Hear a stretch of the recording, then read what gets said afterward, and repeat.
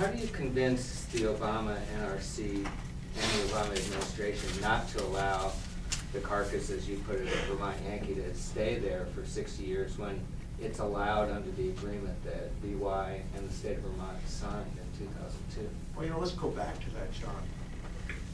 You know, I understand that there was a few words slipped into one of the many thousands of papers that were exchanged in that sale. The fact of the matter is, SAFESTOR was never uttered out of anyone's mouth during that transition. It wasn't. We were all listening.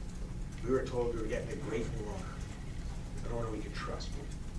We were told that they were going to make sure that we were told there was so much money in the decommissioning fund that, let's just refresh our memories, they almost went to court, the old owners and the new, over who was going to divide up all the largesse after they decommissioned on time. There was never an utterance about this SAFESTOR nonsense.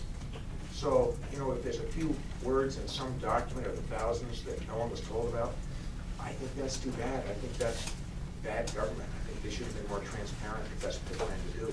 But the fact of the matter is, your word is your bond in Vermont. And there was no discussion of SAFESTOR. But Christine Salambier, I mean, I actually found the MOU. She signed it on behalf of the state of Vermont, and it says that SAFESTOR is allowed. Well, So, I mean, if your word is your bond, how can you go back on that? yeah, what I'm I saying mean, is she that- says it is agreed such, you know, includes the implementation of SAFESTOR or other forms of delayed decommissioning.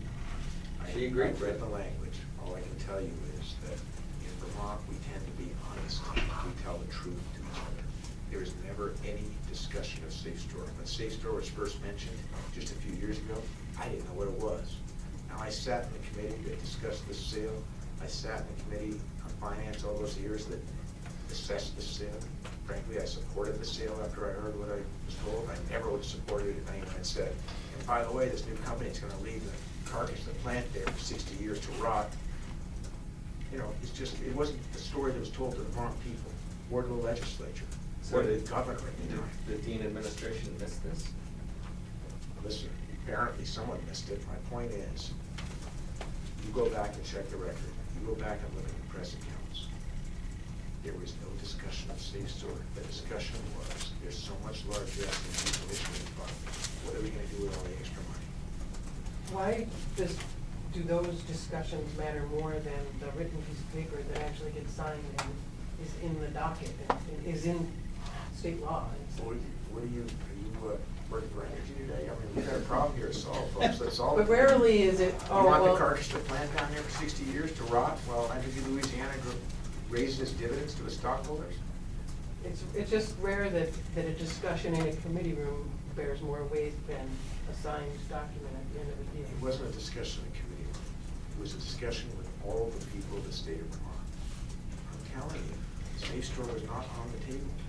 And I'm asking the president, as is our congressional delegation, to reaffirm common sense.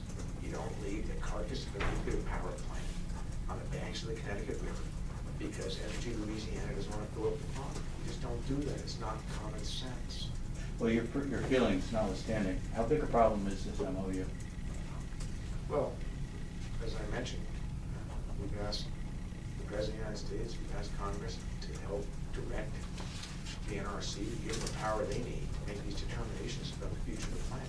The notion that a for-profit company would decide whether or not a state is stuck with an aging carbon nuclear power plant is extraordinary. Of course they're going to do the best thing for their stockholders. That's their job. But what happened to the citizens of the state? What happened to democracy? You know, But legally, how big a problem is well, I'll that? leave that to the lawyers, but you know, the great thing about lawyers is they can argue anything based on who hires them, so let's hire some.